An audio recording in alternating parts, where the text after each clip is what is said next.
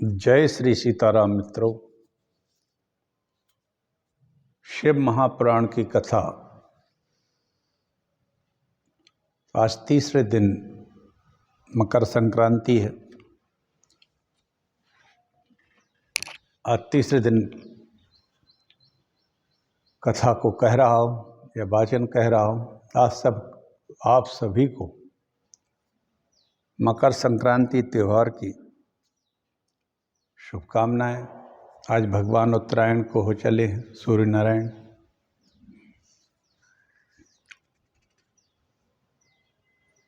अभी दक्षिण पथ में थे, दक्षिणायन था, अब उत्तर पथ पर चल के उत्तरायण हो गए। उत्तरायण में ही ये कथा एक तरह से शुरू हुई है, क्योंकि आज तीसरा दिन है। मैं ये कथा टीकमगढ़ मध्य प्रदेश से कहता हूँ। मैं डॉक्टर राजेंद्र मिश्रा, पंचकर्म विशेषज्ञ हूँ, रिटायर्ड चिकित्सा अधिकारी हूँ। ये मेरा 5वां पुराण है। इसी श्रृंखला में शिव पुराण कह रहा हूँ। मेरा फ़ोन नंबर है 9981870134। यूट्यूब पर मेरा चैनल है। हरि बोल डॉक्टर राजेंद्र मिश्रा की साइट पर जाकर आप पिछले 3 वर्ष से निरंतर कह रहा हूँ, इन चैनल्स को, इनको पुराणों को आप सुन सकते हैं। आइए हम सब एक छोटा सा मंगलाचरण करते हैं, इसके बाद कथा कहते हैं। कथा का एक तरह से वाचन करते हैं। कथा यथारूप है, शिव महापुराण की कथा है। साधारण तो नहीं है, असाधारण है। विशुद्ध देहाय, विशुद्ध ज्ञान देहाय, दिव्य त्रिवेदी दिव्य चक्षु से श्रेया प्राप्ति निमित्ताय नमः सोमार्धारिणे। विशुद्ध ज्ञान देहाय, विशुद्ध ज्ञान ही सगुण रूप में शिव का स्वरूप कहलाता है। उनके 3 दिव्य नेत्र, 3 वेद हैं। श्रेय प्राप्ति निमित्ताय नमः सोमार्धारिणे। व्यक्ति को, जिसको अपना कल्याण चाहता हो, सभी चाहते हैं संसार में, कौन नहीं चाहता है कि हमारा कल्याण, सब कुछ अच्छा हो, तो उनको शिव की शरण में जाना चाहिए।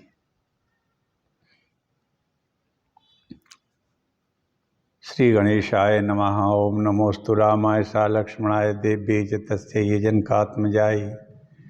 नमोस्तु रुद्रेन्द्रियमानिलेभ्यो नमोस्तु चंद्राग्निमरुद्गणेभ्यः। तुलसीदास के पद कमल बारंबार मनाए। तुलसीदास के पद कमल बारंबार मनाए। गुण गावहु श्री राम के हनुमत होई सहाय। अखंड मंडलाकारं व्याप्तं येन चराचरं तत्पदं दर्शितं येन तस्मै श्री गुरुवे नमः। वक्रतुंड महाकाय सूर्यकोटि समप्रभा निर्विघ्नं कुरु मे देव कार्येषु सर्वदा। भवानी शंकरौ वंदे विसिद्ध श्रद्धा विश्वास रूपिण्यौ। याभ्यां न पश्यन्ति सिद्धा स्वान्तहास्थमीश्वरम्। शिवेति द्वयाक्षरं नाम व्याहृष्यन्ति ये जना। तेषां स्वर्गश्च मोक्षश्च भविष्यति न चान्यथा। वाह! शिव, यह 2 अक्षर का नाम लेने से व्यक्ति सबका अधिकारी बन जाता है, चाहे स्वर्ग हो, मोक्ष हो। नमस्ते नीलकंठाय वेद से परमात्मने विश्वाय विश्वबीजाय जगदानंद हेतवे। नारायणं नमस्कृत्य नरं चैव नरोत्तमं देवीं सरस्वतीं व्यासं ततो जयमुदीरयेत्।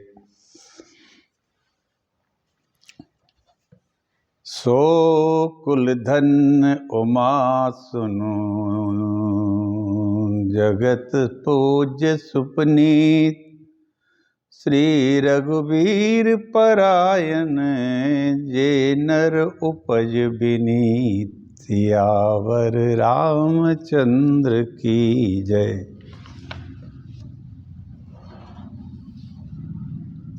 कल चौथे अध्याय तक की कथा महात्मा की हो गई थी। आज पंचम अध्याय की कथा कह रहा हूँ मित्रों, आप लोग सुनिए। शौनक जी और सूत जी की कथा चल रही है। शौनक जी कहने लगे, हे सूत जी महाराज, इसके बाद में चंचुला ने क्या किया। चंचुला एक पत्नी थी, उसका पति बिंदुक दोनों ही बहुत व्यभिचारी थे। चंचुला शिव कथा सुनकर शिवलोक को चली गई। वृद्धावस्था हो गई थी, तब उसको कोई पूछता नहीं था। गोकर्ण क्षेत्र में जाकर उसने शिव की कथा सुनी और वो शिवलोक को पहुंचा दी गई शिव के गणों के द्वारा। अब शौनक जी कहते हैं, हे सूत जी, इसके बाद चंचुला ने क्या किया। जब वो शिवलोक पहुंच गई, माता पार्वती ने उसको अपनी सेवा में रख लिया। सूत जी कहने लगे, एक दिन चंचुला उमा देवी के साथ बैठी थी। उनसे कहने लगी कि शंभु प्रिय, हे स्कंद माता, ब्रह्मा विष्णु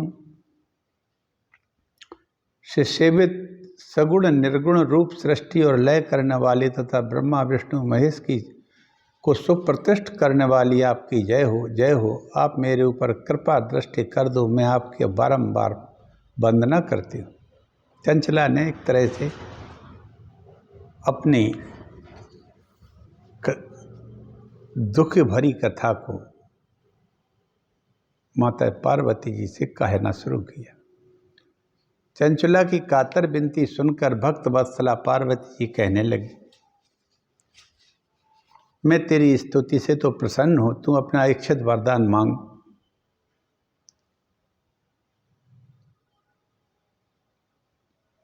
चंचला कहने लगी, दीन वत्सले, मेरा वृषली पति था। वृषली कहलाता है जार, जिसके कई वैश्याओं के साथ संबंध, उसको वृषली कहते हैं। वह मुझसे पहले ही मृत्यु को प्राप्त हो गए, तब वह इस समय किस गति की यातना भोग रहा है और पाप शेष रहने के कारण वह पापात्मा विंध्याचल पर्वत पर पिशाच योनि में दुख भोग रहा है। चंचुला ने बताया कि वो पिशाच योनि में है और विंध्याचल पर्वत में रह के वो दुख भोग रहा है। पार्वती का कथन सुनकर चंचुला अपने पति के उद्धार हेतु उनसे प्रार्थना करने लगी। माताजी ने शिव की सत्कीर्ति गाने वाले तुम्बरू को विंध्याचल पर्वत पर जाकर के चंचुला के उस व्यसनी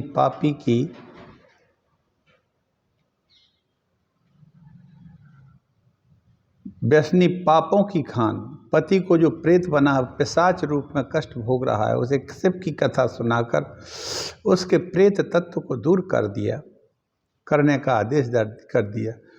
तुम्बरू ने वहां जाकर उस प्रेत को शिव महापुराण के महात्म और 7 संहिताओं का विधिवत श्रवण कराया, जिससे वह प्रेत के तत्व को तथा पिशाच के भाव को त्याग कर दिव्य शरीर धारण कर अपनी कांता के सहित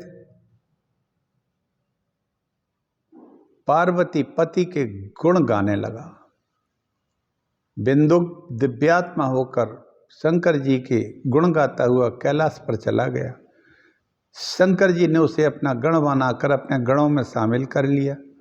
जो इस पापहारी इतिहास को सुनता वह अनेक सुख भोग करके मुक्ति को प्राप्त हो जाता है।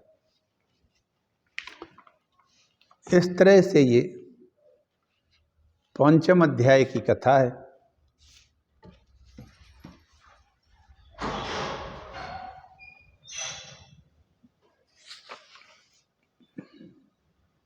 ये तुम्बरु जो है एक गंधर्व हैं, गंधर्वराज तुम्बरु हैं। उन्हीं ने इस बिंदुक नाम के ब्राह्मण को शिव पुराण सुनाया। पिशाच बिंदुक नामक ब्राह्मण इस सखी चंचुला का पति था, जो मैंने अभी बताया है, वैश्यागामी हो गया था, नित्य कर्म छोड़ दिए थे उसने, अपवित्र रहता था। मरने पर बड़ा भारी पिशाच हुआ और तुम्बरु ने विंध्याचल पर जाकर उसको शिव पुराण सुनने के लिए आए हुए लोगों का उस पर्वत पर बड़ा अद्भुत कल्याणकारी समाज जुट गया। फिर तुम्बरु ने उस पिशाच को पास में बांधकर आसन पर बिठा दिया और हाथ में वीणा लेकर गौरीपति कथा का गान, गौरीपति भगवान शंकर की कथा का गान आरंभ किया।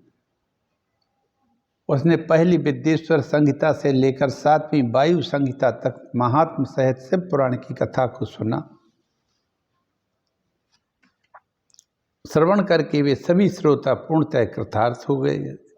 वह पिशाच ने अपने सारे पापों को धोकर उस पैशाचिक शरीर को भी त्याग दिया और शीघ्र दिव्य रूप प्राप्त किया।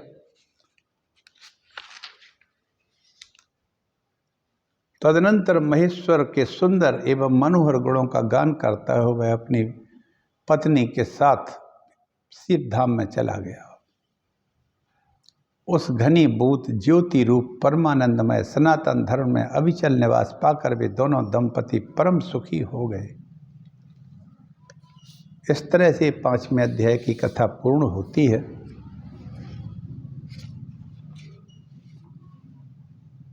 अब 6वें अध्याय की कथा फिर शुरू होती है। शौनक जी कहते हैं, सूत जी से पुराण के श्रवण की विधि बताइए।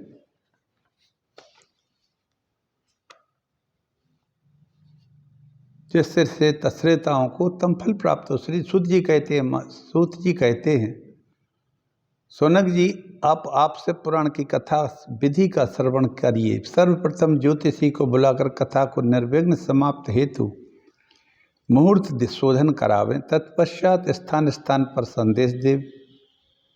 संतों का सत्संग सुलभ जिससे हो, शिव कथा का आयोजन होने जा रहा। इस अलौकिक कथा को श्रवण करने से कुछ समय निकालकर अवश्य आएं। कथा मंडप, केले, खम्भों, ध्वजा, पताकाओं से सजावट आदि की सुंदर व्यवस्था हो। फूल मालाओं पांडाल को सजाकर मनमोहक बनाएं। इस प्रकार विवाह के लिए सामान जोड़ते हैं, उसी प्रकार श्रद्धा और भक्ति से कथा के निमित्त सामान को प्रसन्नचित्त होकर एकत्रित करें। कथा कहते के समय यदि वक्ता का मुख उत्तर की हो तो श्रोता का मुख पूर्व दिशा में होना चाहिए। यदि वक्ता का मुख पूर्व को है तो श्रोता का मुख उत्तर को होना चाहिए। विरक्तो वैष्णवो विप्रो वेद शास्त्र विशुद्धिकृत दृष्टांत कुशलो धीरो वक्ता कार्यो अति निस्पृहा। भागवत महात्म्य में ये कहा गया है कि विरक्त विष्णु भक्त हो, ब्राह्मण, वेद शास्त्र का जानने वाला, दृष्टांत देने में कुशल, धीर शांत चित्त वाला होना चाहिए। जिस स्थान पर दुर्जनों का, दुष्टों का बाहुल्य हो, चोर और धूर्तों के निवास वाले नगर, गांव, शहर में शिव कथा नहीं सुनानी चाहिए।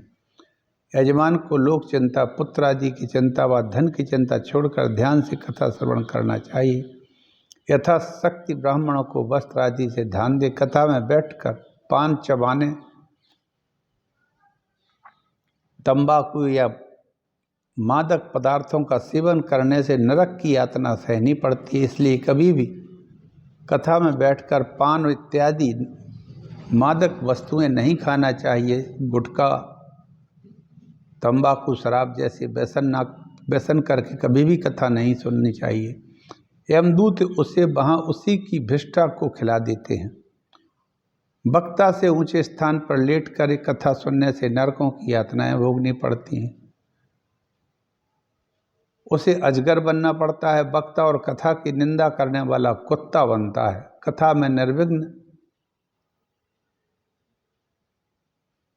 में विघ्न करने वाला, दुर्वचन बोलने वाला नरक भोग कर गधा बनता है। जो प्राणी मानव तन पाकर शंकर भगवान की कथा नहीं सुनते वे घोर नरक भोग कर वन सूकर बनते हैं। शिव पुराण साक्षात शिव का स्वरूप है। पुराण की स्तुति करके पुराण तथा धूप दीप पुष्प नैवेद्य वस्त्राभूषणों से व्यास की पूजा करना चाहिए। निवेदन करें कि शास्त्र विशारद व्यास जी को आप कृपा कर मनु योग से हमें शिव पुराण श्रवण कराकर हमारा अज्ञान दूर करिए, ऐसा निवेदन करना चाहिए। भक्ति भाव से 5 ब्राह्मणों को निमंत्रित करें। वर्ण करके वे पंचाक्षर मंत्र का निरंतर जप और दूसरे ब्राह्मणों को शिव महापुराण के श्लोकों का गायन या पाठ करवाना चाहिए। विधिवत पाठ और कथा की निर्विघ्न समाप्ति हेतु शिव मंत्र जाप अति आवश्यक है। सोनक जी कहने लगे, शिव भक्तों में अग्रणी सूत महाराज, अब हमको शिव कथा श्रवण में जो आवश्यक नियमों वो भी बताएं।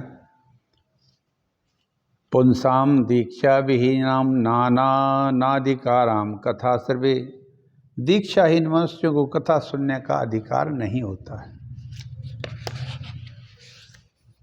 कथा की समाप्ति तक पत्तल पर भोजन करना चाहिए,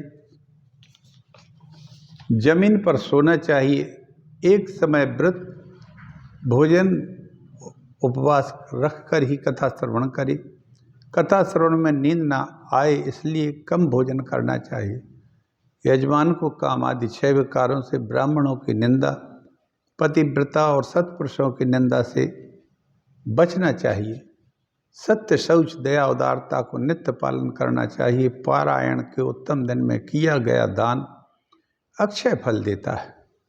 अकिंचन और निष्काम भक्तों को मद उद्यापन करने की भी आवश्यकता नहीं होती।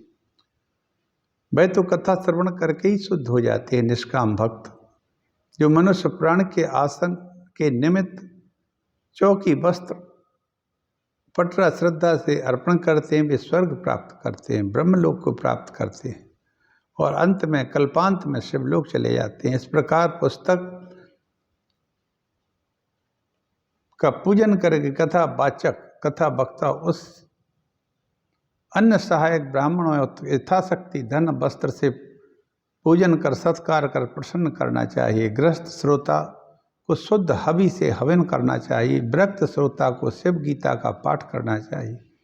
हवन रुद्र संहिता के प्रत्येक श्लोक से करना चाहिए। यदि हवन करने में असक्त हो तो होम की हवि ब्राह्मणों को प्रदान कर दे।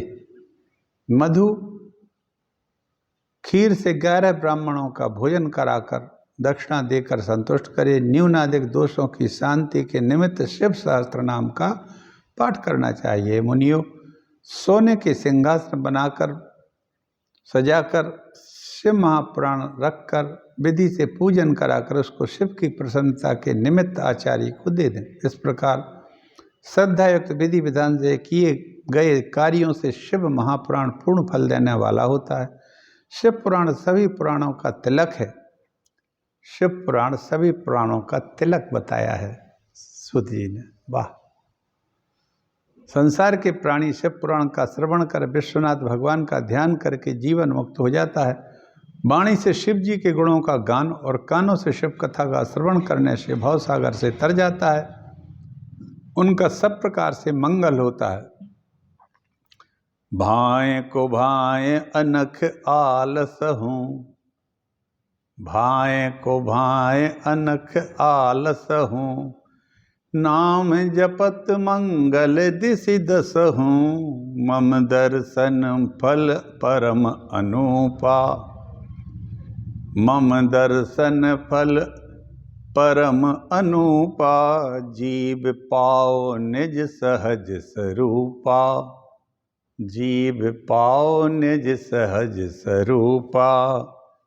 इस तरह से ये 7वां अध्याय भी इस महात्मा का पूर्ण हो जाता है और अब विद्येश्वर संहिता शुरू होगी। शिव के गणों की स्तुति हमेशा करना चाहिए। जिनके दोनों कान कथा सुनते हैं, इस जगत में उन्हीं का जन्म सफल है। इस जीव जगत में उन्हीं का जन्म लेना सफल है। वे निश्चय ही संसार सागर से पार हो जाते हैं। विभिन्न प्रकार के समस्त गुण जिनके सच्चिदानंदमय स्वरूप का कभी स्पर्श नहीं करते, जो अपनी महिमा से जगत के बाहर और भीतर विराजमान है, भासमान है, तथा जो मनुष्य के बाहर और भीतर वाणी व मनोवृत्ति रूप में प्रकाशित होते हैं, उन अनंत आनंद घन स्वरूप परम शिव की मैं शरण लेता हूँ। ते जन्म भाजः खलु जीवलोके ये वै सदा ध्यायन्ति विश्वनाथं, वाणी गुणानास्तौति कथा शृणोति श्रोत्रद्वयं ते भवमुत्तरन्ति।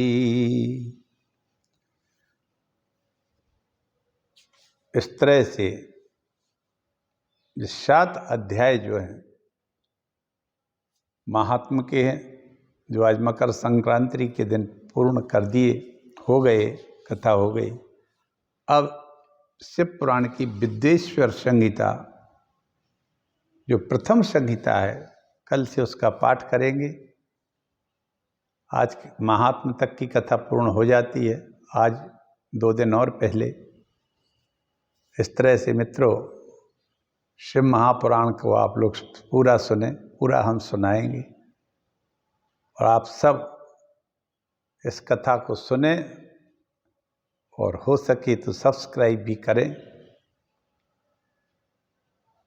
भगवान शंकर सबका कल्याण करें, शिव कल्याण ही करते हैं, और शिव जैसा कौन है। भस्म संदिग्ध सर्वांगो रुद्राक्षाभरणान्विता, शिव शंकर सर्वात्मन श्री मातर जगदम्बिके। इस संपूर्ण ब्रह्मांड के परम पिता शिव ही हैं और माता पार्वती हैं। उनके चरणों में प्रणाम है। भगवान भोलेनाथ सब पर कृपा करें, आप सब लोग आनंद से रहें। मकर संक्रांति की सब पूर्ण देशवासियों को मेरी शुभकामनाएं। जय श्री राम।